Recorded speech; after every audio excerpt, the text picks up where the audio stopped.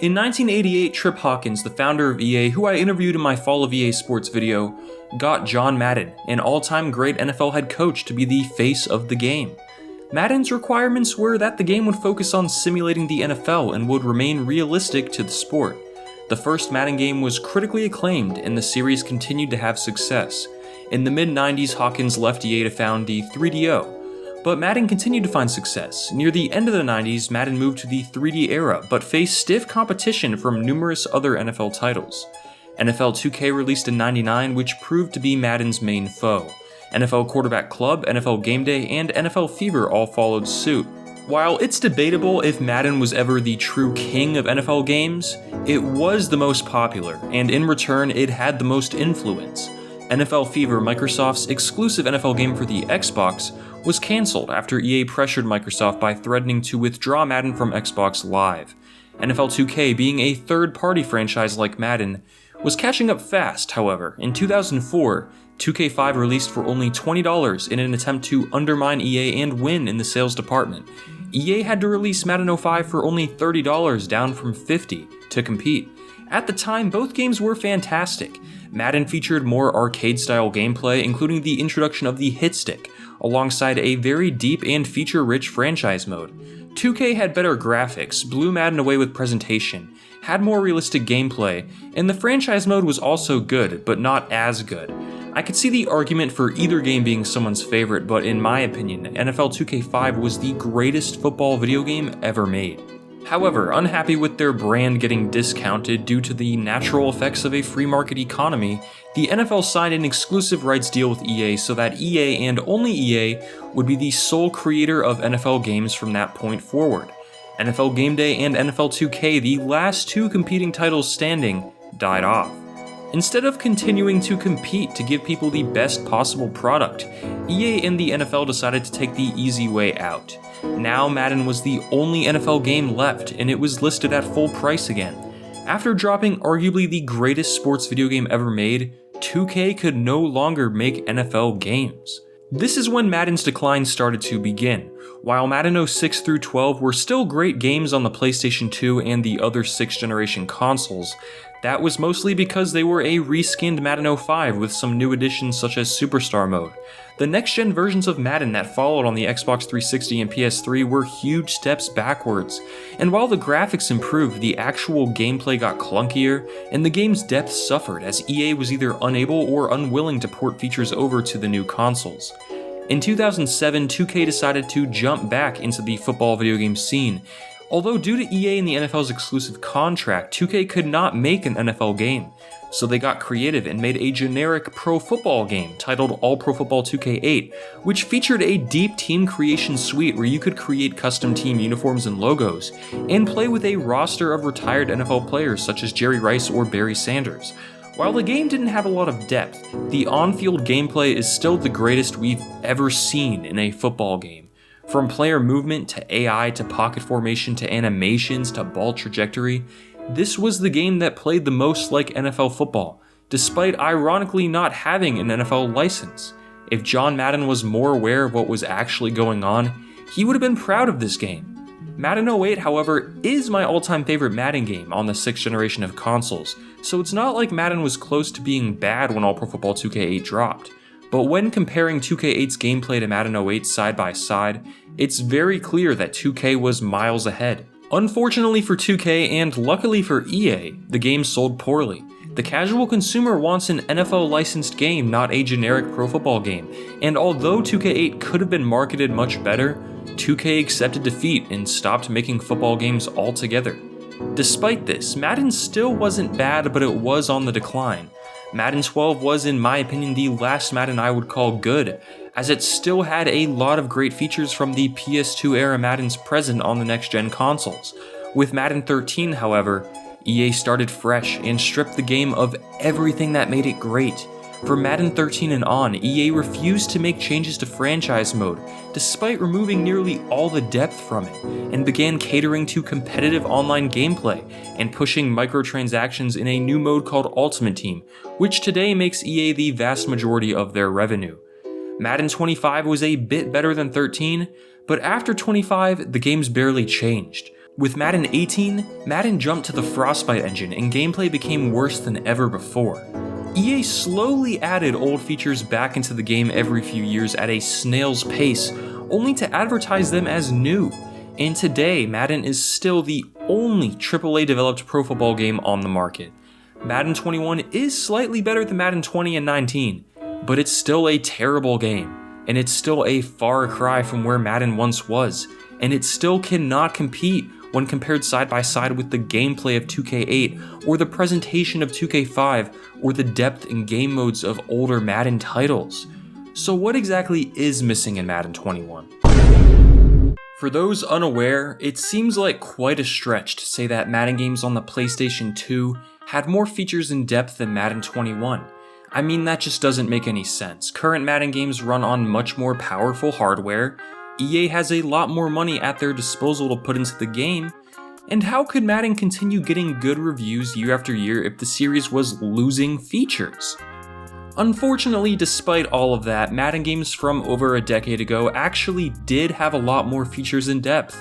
Other football games from that era did as well. Nearly every other major sports video game out today also outclasses Madden in nearly every category. Don't believe me? Let's start with all the features that were once in Madden games and are now completely missing. Create a team, where you can create a team with any logo, color, or uniform template you want. Instead, Madden has relocation teams, which are presets you cannot edit and have not changed since Madden 25. Historic teams and all-time teams available to import into franchise mode or use in Play Now with customizable rosters. In Madden 21, all historic players are locked behind a paywall and only available in Ultimate Team. Create a playbook with Create a Play, where you could design your own play and use it in games. If you think that would be broken online today, I can see that argument, but there is no excuse for why it shouldn't at least be available for offline use. Training camp drills during the off-season in franchise mode. Madden 21 skips training camp and goes straight from the draft to preseason. A standalone game mode like training camp called minicamp. Full coaching staffs featuring licensed offensive, defensive, and special teams coordinators.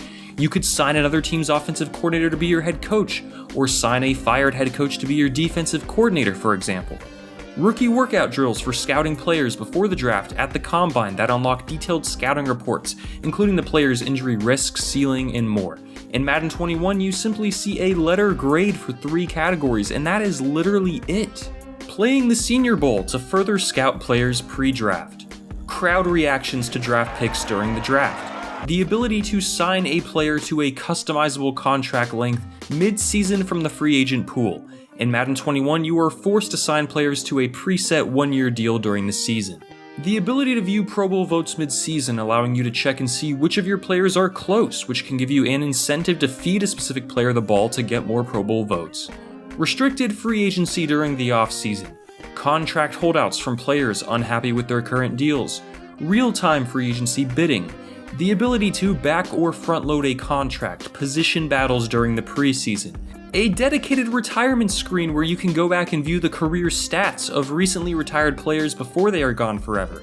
A functional team column when viewing career stats that actually works. This did not exist in Madden for 9 years after being removed in Madden 13. They just added it back as part of their franchise update in response to the Fix Madden franchise hashtag, yet it doesn't even function properly. Teams are wrong, as you can see here. Adrian Peterson never played for Houston. It took them 9 years to add a simple column, and yet it doesn't even work. Retired players could re-enter the league as coaches to hire. Relocation used the Create a Team customization suite and allowed you to create a stadium and customize the field art, scoreboards, tunnels, and more. NFL Europe teams with their actual stadiums, uniforms, and rosters available for Play Now. An expansion draft in franchise mode. Madden cards with offline cheats such as a 5th down card or an instant fumble card. Situation mode in practice where you can create a custom starting point in a game and jump in. Perhaps you want to create a situation where a team is up 28-3 in the Super Bowl and then try to come back. Maybe you want to put the game on rookie and try to come back from a 100-point deficit. I don't know, it's a video game. Fun things like that shouldn't disappear. A true NFL Superstar career mode where you could play as any position, even a kicker, and play through a career with your own apartment, along with activities outside of football like movie acting. This was much better than the super cringy long shot or face of the franchise game modes we've recently seen, where you can only play as one or two positions and your career is dictated by cutscenes. Tournament mode. You could import created teams or historic teams here. For example, you could recreate the XFL and do an 8-team tournament, or you could do a Sweet 16 bracket with a fantasy draft when friends come over. Imagine being able to do this online today. A fantasy football mode as seen in Madden 08. You could create a team with all-time greats not hidden behind a paywall like they are in Ultimate Team today. Rival history and stat tracking. For example, if you started a franchise as the Giants, the game would track your history against the Cowboys, Eagles, and football team, with your record, average stats, and highs against each team. Total Control Simulation allows you to pick plays real time and see the outcome without having to be in the game. Great for simulating through franchise mode. The ability to jump into any game in franchise mode regardless of whether your team is playing or not. Did your rival win your division and you want to control another team to knock them out of the playoffs out of spite? Go for it, it's your league and it's a video game. Things like that again shouldn't be locked down in offline franchise mode. Legitimate player morale, not the dumb confidence attribute they recently changed to morale. Actual morale where players would have a bar throughout their career and after getting traded or underperforming based on their draft stock, morale would plummet. Some players could lose morale after getting lowballed and remain a free agent while demanding a larger deal. Player roles, such as the first round pick role.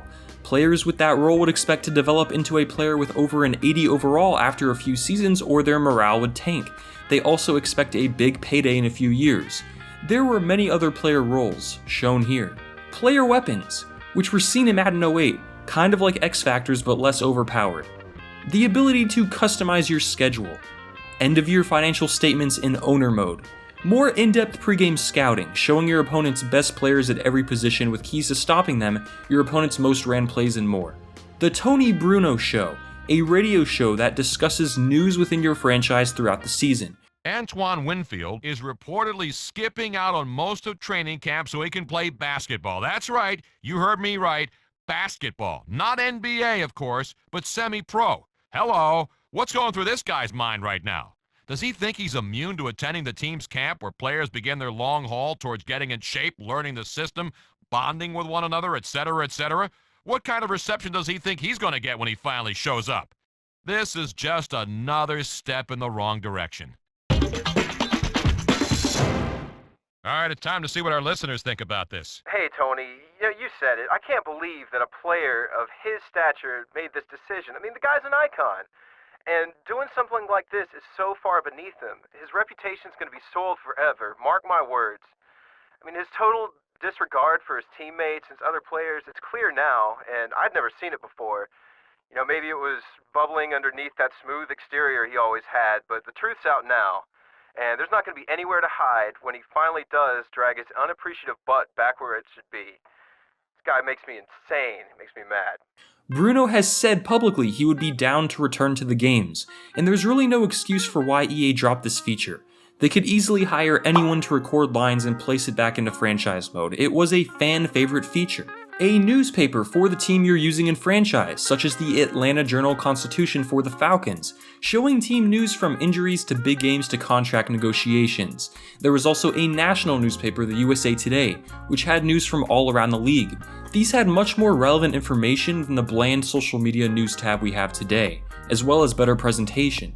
An email inbox with messages from players, coaches, and agents in franchise mode, asking about increased playing time, contract negotiations, or maybe just a congratulations for making the playoffs or winning it all. Here, Priest Holmes threatens to be a distraction if I don't start him.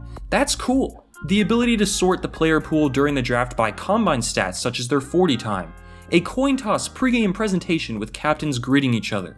The ability to customize which players can wear mouthguards and what color in franchise mode. After being missing for a decade, mouthguards finally returned in a Madden 21 patch, but you can't edit them or add them to players in franchise mode. In Madden 05 you could, importing draft classes from the NCAA games or import your NFL Street character into Superstar mode. The ability to export franchise rosters. Do you have a dominant team in their prime? Export the team for use in Play Now tournaments, or to import back into another franchise mode later when you want to relive the good old times after your players have aged and the roster gets blown up. In Madden 21, if you build a great team, a few years later it's gone forever and there is no record of it at all. In free agency, if a player made the Pro Bowl, you can see that under his name when signing him. In Madden 21, when a player is in free agency, you can't even look up his career stats, his former team, or anything about him. It's a clean slate. In Madden 05, you could hold 2 buttons and pull up his entire career like that. Local media contracts. Sponsorship deals for your stadium. Do you want to take a deal and become the AT&T Stadium and make more revenue? Go for it. You can lose the sponsorship if your team starts to suck, and bad teams only get offers from small brands. Create a fan. Design a fan and watch him appear in the stands during a game. Injury rehab, where you could attempt drills with injured players to speed up their recovery, but risk re-aggravating the injury in the process. Accurate simulated stats. Have a fast quarterback? If you simulate a season, he can run for 1,000 yards. In Madden 21, Lamar Jackson barely rushes when you simulate a season. Logic has regressed. Detailed player interests when negotiating contracts, such as a player's want to play for a contender, be a starter, etc. A sideline reporter. Leslie, what have you heard? Pat, I caught up with Coach Holmgren to get his pregame thoughts, and he told me that he really thinks that his team is ready to put all the components together and dominate their opponent. We should be in for quite a battle out there, Pat. Thanks for your report, Leslie. When a player gets hurt, you used to be able to always see that player in pain, holding the injured part of his body. In Madden 21, players will get hurt and often walk back to the huddle only to then disappear. The Extra Point Weekly Show and Franchise, similar to NFL 2K5's weekly SportsCenter wrap-up. Live opponents in franchise mode. Basically, in a one-person franchise, you could choose to play a random person for your game rather than the CPU. The ability to sign draft picks to whatever contract length or amount you want for full cap control. In Madden 21, the game does it for you, and after the draft, it goes straight to preseason. View draft grades showing each team's best and worst picks. Pre-game warm-ups and predictions. EA Sports, it's in the game player intros. Defense wins championships.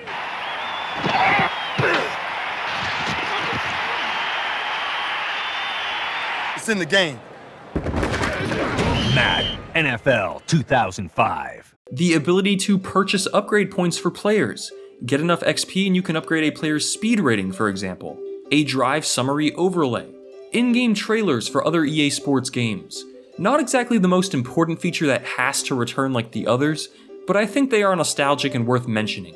Actual practice jerseys during practice drills rather than 21's full game day attire. Multiple practice fields for scrimmages. Referees. They even throw flags onto the field.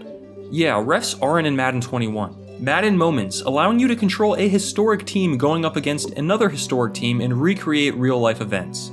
Meeting the president after winning the Super Bowl, rather than the same generic celebration we've had for years. Position strength comparison during the pregame presentation. Coach history and coach stat tracking. Players or coaches returning from retirement to make a comeback. Coach ratings and progression rather than the shallow traits in Madden 21. The CPU offering trades, fantasy draft classes including players like Leon Sandcastle or Tim Tebow, basically reincarnations of famous players. The ability to slot receivers at running back on the depth chart mid-game. Fan expectations, attendance, and ticket sales charts for owner mode. Broken record notifications in-game. The NFL Network mode in Madden 07. Skill drills with the giant dummies as seen in Madden 08. The Madden IQ test in Madden 09. Unlockable fantasy teams such as the Canton Greats, the Madden developers, and teams like the Mummies or Monsters in Madden 03. All-year teams. East Alumni team. The ability to add tattoos to players in roster editing. The NFL Films music. You know, those cool classical instrumentals that you'd play if you were sick of the game's soundtrack. Well, now those are gone. Helmets popping off, although this was removed due to the NFL's request, along with concussions as an injury, an ambulance driving onto the field to pick up injured players, and dynamic attendance where fans would leave during blowouts. These last 4 features were removed due to the NFL's request, however, but they are still worth pointing out. Everything else on this list was removed because EA is dumb and because EA is lazy. Yes, all 89 of those features were in previous Madden games and then removed. I know a lot of people might look at some of the smaller ones like meeting the president and say, wow, who cares? But the majority of these features were major, and the fact that you can name this many features in previous Madden games completely absent over the last decade is insane. One of the biggest removed features, Create a Team, is said by random people online to be the NFL's doing, but this is actually not true and was basically a rumor spreading from an article that was misinterpreted about Al Davis not wanting a Raiders logo on a pink helmet. Rex Dixon, the former creative director of Madden from 13 through 19, confirmed to me directly that the removal of Create a Team had nothing to do with the NFL. If EA wanted to, they could create a custom suite and get logos, uniform templates, and more approved by the NFL, and give the player the option to change colors, swap logos, and swap uniform templates, and basically do exactly what Create a Team always was. EA is simply too lazy to do that. When you're the only NFL game on the market, and people are going to buy the game regardless, why bother? Now, as if those 89 features weren't enough, here are all the features from older football games that weren't Madden, such as NFL 2K5, NFL GameDay, and more, that are also absent from Madden 21. Keep in mind, these games are from over 15 years ago and ran on the hardware of a PlayStation 2. Pre-game, halftime, post-game, and weekly shows from NFL 2K5, from Chris Berman going over highlights at halftime, to showing highlights of games you didn't even play in SportsCenter, to giving retired players a career retrospective, to Trey Wingo going over free agent signings, to Mel Kiper Jr. grading each team's NFL draft picks, Immersion that is still unrivaled, The Crib, a house you could decorate with NFL memorabilia you unlocked by playing the game, minigames such as paper football or air hockey, and the ability to play against AI versions of celebrities who trash talk you during the game, with the reward of unlocking their fantasy team if you win. The VIP system. 2K5 tracked everything you did from carries outside left to 2-point attempts to completions right deep. It then created a profile based on how you play that you can assign to the CPU and basically play an AI version of yourself. You can share your VIP profile with friends and basically play against each other without actually being there. You could download the VIP profile of a professional player, for example, and train yourself. Every coach in the game had their own custom VIP profile as well, making the AI actually play realistically. Playoff stat tracking. That's right, in Madden 21, there is absolutely no record of any stats or anything that happens in the playoffs. You could realign divisions and conferences. You could actually challenge a play, with multiple options for what exactly to challenge as well. Cheerleaders. Yeah, Madden doesn't have those. They also have physics. Apparently a PlayStation 2 could do it, but not a PlayStation 5. Fantasy draft in Play Now. If you have a friend over, you can easily draft skill position starters and a defense and then jump into a game just like that. An ESPN broadcast package, with people like Chris Berman, Suzy Kolber, Mel Kiper, Trey Wingo, and more. ESPN graphics, camera angles, and music. Did you know EA currently has the ESPN license? They've had it since they bought out the exclusive NFL license in 2005, and they haven't used it in a Madden game once. The ESPN 25th Anniversary mode, which was similar to Madden Moments in that it allowed you to play situations from classic games with historic rosters. The ability to front or backload contracts. When scouting college players, you can view a prospect's GPA and college stats. The chain gang would come out when a ball spot is close to a first down. First-person football. It puts you inside the helmet of a player. The ability to pay players to come out of retirement. Weekly training where you could give injured players therapy or surgery. Increase Eli Manning's agility by giving him ballerina lessons. Or yell at the team during an angry team meeting. Counter trades from the CPU. During games, the presentation of 2K5 was so ahead of its time, you could see a blimp shadow crossing over the field at certain moments. Incredibly deep reference guide with NFL jargon, playbook information, and more. In NFL GameDay, every single historic stadium is in the game, every Super Bowl stadium ever, along with custom stadiums like ones in outer space that make your players astronauts. Those games ran on the PlayStation 2 and had all of that depth. Those games rivaled Madden back then, and today, now that Madden has dropped at least 89 features from their own game that I listed earlier, these games have more depth than Madden 21. If all of this is new information to you, you're probably shocked. But wait, there's more. There are at least 89 features that used to be in Madden titles and are now gone. There are countless features found in older football video games like ESPN NFL 2K5 that have not found their way to recent Maddens either, despite being from 2004. Madden 21 also compares poorly to other AAA sports titles such as NBA 2K21. On top of all of that, here are all of the things that happen in the NFL, yet don't happen in Madden, the exclusive and only simulation NFL video game. Clearly, Madden 21, and any Madden released over the last decade, is incredibly shallow, and has less content than games ran on the PS2. For some people, that's shocking. But for others, this doesn't really matter. At the end of the day, it's a football game, and if Madden has great gameplay, maybe we'd forgive EA for lacking substance. EA Sports. Go yourself. Even if Madden had all of the content I just listed, the game would still be bad, because the gameplay is terrible. Remember, EA markets this game as a simulation football game, despite the fact that the game is very arcadey and unrealistic. If you prefer an arcade-style football game, that's fine, but we should all be able to agree that EA should drop their exclusive simulation license if they aren't going to make a simulation game. While it has that license, it should be held to a simulation standard. Now, I know a lot of people will say, this is just a video game. They can only make it so realistic. And my answer to that is always the same. It's been done before, better on worse hardware. All Pro Football 2K8, and I have a video on this game by the way, is in my opinion the golden standard for a football video game's gameplay. It's from 2007, released on the Xbox 360 and PS3, yet is miles ahead of Madden 21 on PS5 in terms of realism. Madden 21, as the only simulation game on the market, should at the very least match what's been done in 2007 by 2K. Instead, Madden gets bodied. In Madden, actual football concepts rarely work. Here's an easy example: throwing a pass over a defense. This can't happen in Madden. In Madden, due to poorly programmed ball trajectory, the ball is always thrown too low, even if you high point or lob the pass. And it often gets intercepted despite the receiver beating his man, which should be impossible.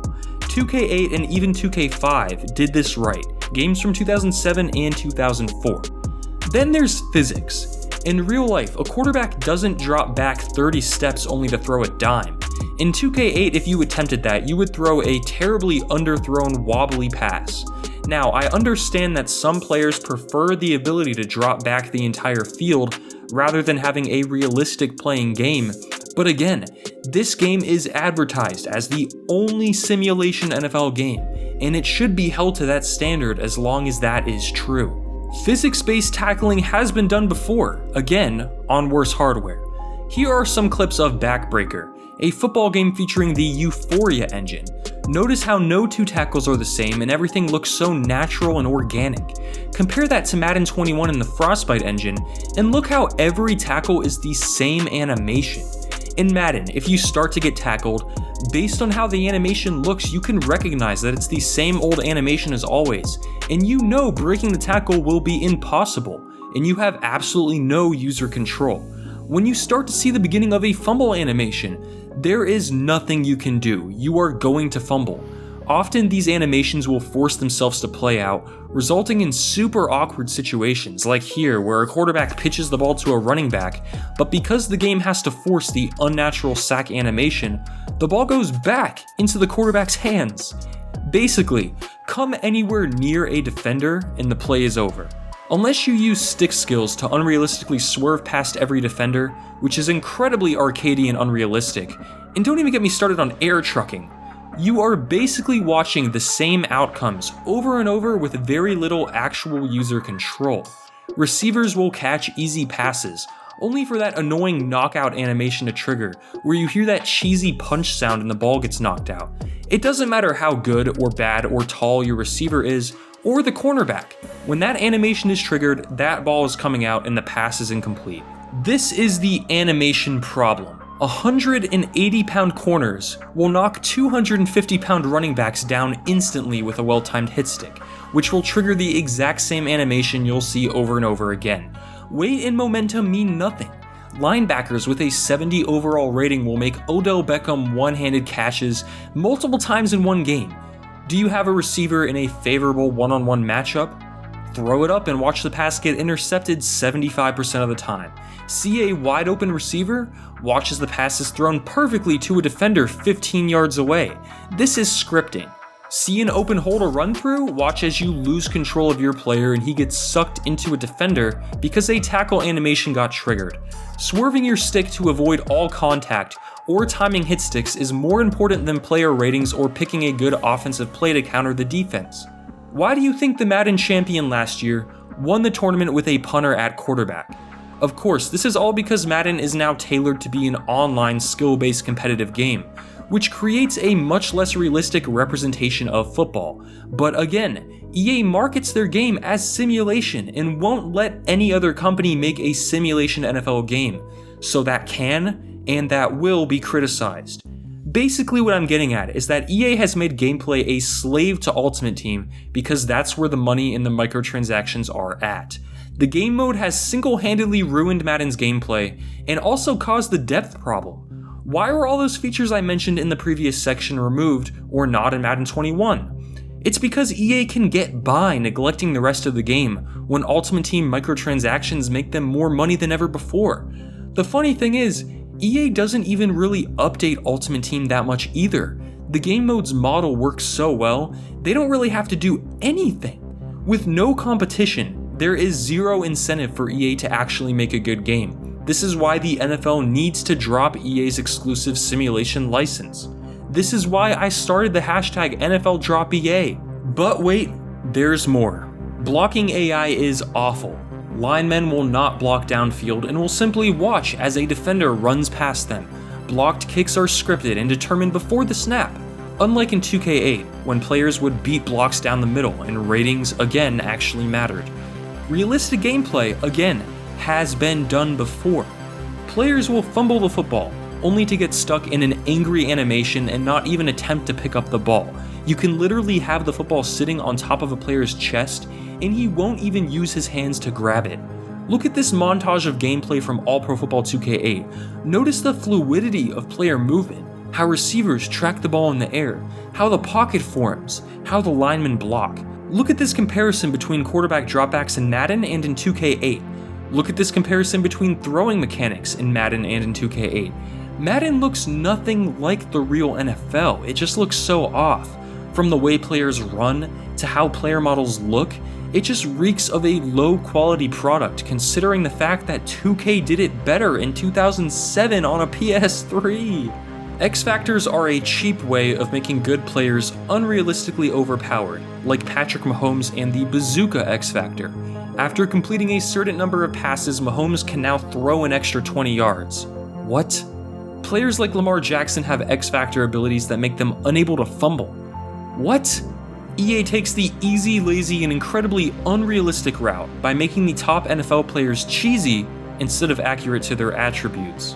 Realistic gameplay is possible because it's been done before on worse hardware.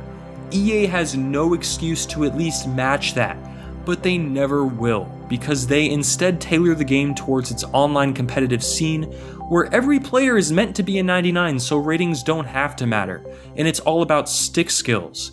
Is it not infuriating that EA sits on the simulation NFL license so no other company can make a simulation NFL game, and then EA makes an arcade NFL game?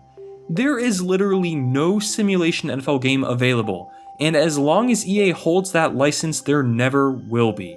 People who want a simulation game are either forced to continue playing old games like 2K5 or 2K8, or they buy Madden and have a bad time. It's messed up.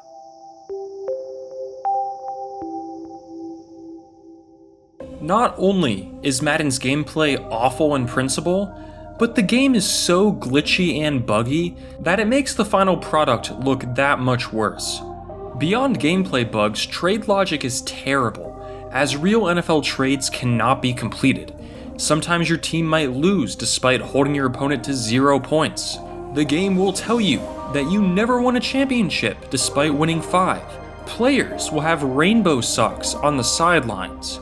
Speaking of sidelines, slightly unrelated, but here are sidelines in 2K8 and here are sidelines in Madden. Again, a 13-year difference. Another annoyance is that drafted players will have one face for their avatar, but the actual player model has a completely different face. Attention to detail is not EA's strong suit. But does EA even have a strong suit? Here is a montage I created of Madden bugs and glitches. The internet is filled with these, as the game is an unstable mess of code. Enjoy!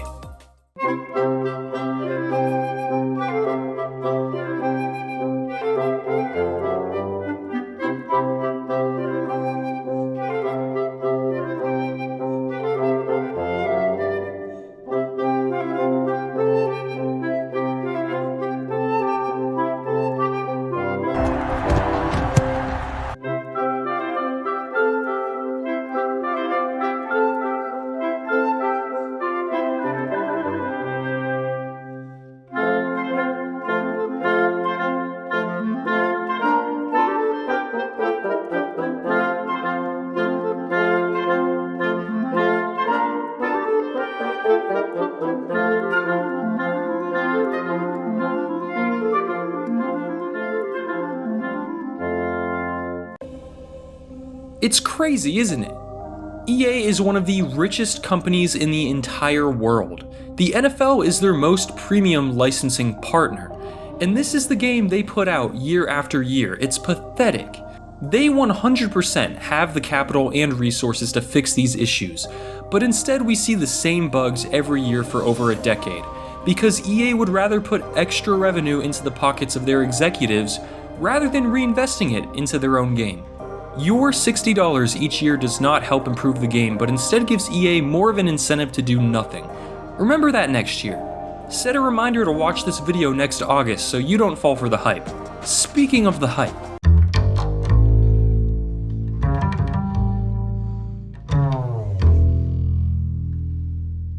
so you're probably wondering how such a terrible game is so popular, how it continues to sell so well every year despite being such a buggy mess, removing so many features, and having such terrible gameplay. The answer to that is marketing. EA loves to trick people into buying the game.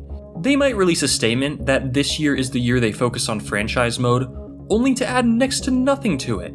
They might advertise a new game mode like The Yard, which looks like a modern NFL street to get people excited, only to find that the game mode is incredibly glitchy and shallow with no real incentive to play. They did the same thing with FIFA. Maybe they throw a new game mode in called Superstar KO instead of fixing the game's core issues, only to never touch that game mode again. EA does this thing where instead of fixing the game and bringing it up to par to get sales, they instead create a flashy back-of-the-box feature to get casual sports fans excited. These features are nearly always underwhelming and disappear a few years later.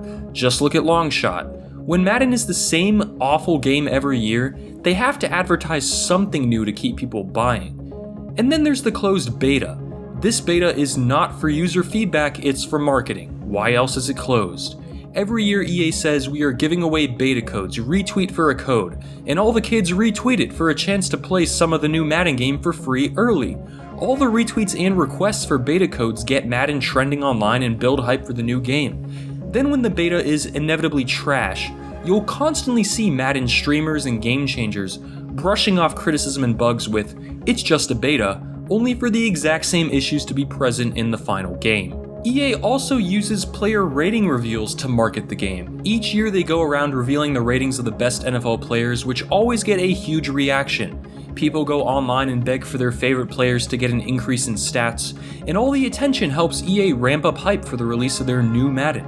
I never understood why people care about the ratings, because EA doesn't care or even touch any of the game modes that actually use these ratings. And after every week of the NFL season, the ratings are updated. So these ratings they announce are literally only for preseason. Ultimate Team has its own completely different rating system, and at the end of the year, Everyone playing has rosters of 99 overall players anyway. Speaking of Ultimate Team, that's another reason EA's sales numbers are higher than ever. Your team you build on Ultimate Team does not carry over, and when you buy the new Madden, you usually need to start fresh. For competitive players, they have to pre-order the new Madden early, and they usually buy the $100 version of the game so that they get all those extra packs and bonuses to get ahead of everyone else. Ultimate Team is pay to win, and you are at a disadvantage if you aren't spending real money on packs. All this in a game that starts at $60. This is how EA continues to make more revenue than ever before. Then there are the reviews. Every year Madden games get mostly positive critic reviews despite being completely destroyed by user scores. Critics, who are either getting paid off or have no place reviewing a sports game, give the game the same copy-paste step in the right direction review every year and fail to acknowledge all the points I've made in this video so far. Then you have the Madden Game Changers, who are basically EA's pawns. They get access to the game before anyone else, allowing them to make content around the game early and get all those views and all that ad revenue. And they get flown down to EA to meet with the developers and get hundreds of excuses beat into their heads about why the game isn't as good as it should be. In return, they are promoting Madden by giving away beta and game codes, and spend most of their time defending the game on Twitter. Now let me be clear, not all game changers are like this, so don't go and attack anyone because they probably don't deserve it. But many game changers are part of the problem. Some game changers get dropped when they are too critical of the game, just ask not the expert. I've noticed that recently most game changers have actually started getting more critical of Madden. However, many of them will delete their critical tweets or videos a few hours later, and then start defending the game after a month once they've accepted it for how it is and fallen for all the excuses given by the Madden team at EA. It seems like most game changers will criticize Madden and act like they agree with you only after the game has been out for a while and bashing it becomes popular. Around launch time, very few game changers will actually be openly critical of the game, and because these people have large followings who trust them, many of their fans will go and purchase the game only to be disappointed. Then there are the Madden streamers and content creators who aren't even game changers, people who make a living streaming Madden gameplay or pack openings. These guys literally have to defend the game and go against the grain of criticism because it's in their best interest to. If no one liked the game, they wouldn't have an audience. They have bills to pay. I don't blame these guys too much because I know how stressful it can be to create content and keep an audience around, but they are part of the problem and can be criticized for it, regardless of the reasons why they do it. I've noticed a lot of this throughout my time on YouTube. When I'm critical of Madden on Twitter, streamers who previously DM me that they support me in what I'm doing will block or unfollow me. Whenever someone leaves a condescending or contrarian reply to one of my criticisms, when I click on their profile it almost always says "mutt streamer" in their bio. When I got the two hashtags trending, these were the ones making fun of the tags or trying to act like they had no impact and were a waste of everyone's time and an annoyance on their timeline. They have a mindset of, let's do absolutely nothing about the current state of the game and put anyone trying to put up a fight down. It's not a coincidence. It also seems like most content creators who focus on competitive or MUT videos are incredibly ignorant to the flaws surrounding the rest of the game and will defend gameplay because it caters to them, while ignoring all the issues surrounding it in the other game modes such as franchise mode or career mode. I think Madden turning into a competitive online game is one of the largest reasons for its fall in quality, and these content creators are byproducts of that. These dudes will go on Twitter and claim that franchise mode is fine, despite the fact that they haven't personally touched the mode in years and don't have the faintest idea of what it was like on the PS2 era. All of these forces come together to market Madden and help the game hit record sales numbers every year, despite the game constantly regressing. There is, however, one more factor at play. Game changers and streamers make sense. Streamers need Madden to be liked in order to get views, and game changers need to be relatively positive in order to remain game changers. But this next group has absolutely no reason to defend the game, but does anyway. Let's take a look at the Madden subreddit. See this mod here, this guy with the numbers in his name? He banned me from the Madden subreddit permanently. Why? Because I pointed out that he was removing every post related to NFL Drop EA and End Madden Monopoly. He has banned hundreds of people simply for discussing legit issues with the game. He removes any post calling him out before the subreddit can see it. Does he work for EA? No. Does he get paid by EA? No. Instead, he is what I like to call a Madden simp. When viewing his profile, you can find his comment asking to be a mod for the subreddit. He said he is a big Madden fan and loves playing Ultimate Team. That's it. But this guy spends hours every day deleting criticism over a game that doesn't know he exists and doesn't care that he exists. He is unfortunately one of many examples of this.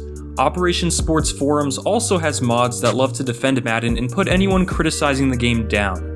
There really isn't a community online where you can freely discuss your issues with the game. You can use my subreddit r/SOFTDRINKTV if you want. I won't remove your critical posts there. This goes way beyond weird moderators of forums. Twitter is full of people who have to defend Madden at all costs. People who are paid nothing will spend every hour of their day simping over a poorly made video game. It's insane. Now look at Metacritic. The game is getting blasted, rightfully so, by players unhappy with the current state of the game. Now look at the positive reviews. People spent their time trying to defend the game, but look, oh yes, there it is. They don't play franchise mode, they play Ultimate Team. The only thing I can think of that explains these people is Stockholm Syndrome. Ultimate Team fanatics spend a lot of money gambling in Madden. It's addicting because EA designed it to be addicting. When you spend thousands of dollars on something, do you really want people to say that it was a waste of money? These people have to defend Madden, or else they would have to face the realization that they are being played. In a sense, you can understand their perspective, and I would try to place my anger towards EA instead of them. That said, these people are extremely annoying. Ruin every single online forum related to the game. If you think you may be a Madden simp after getting this far in the video, it is never too late to change back into being a normal person. I will welcome you. If you've watched the entire video up to this point, you either hate Madden or you are in complete denial. Is it really worth buying Madden if you're going to quit the game in 2 weeks and spend the majority of that time complaining about it? Is it really worth buying a game that is worse than a decade-old version that costs quarters at GameStop? You do realize you can update the rosters for NFL 2K5 if that's what you care about. If you're an online competitive Madden player, why? There are so many more options out there for competitive video games that will not only cost a lot less, but will actually be fun, fair, and have a legit skill gap. Madden is a scam, and people need to stop falling for it.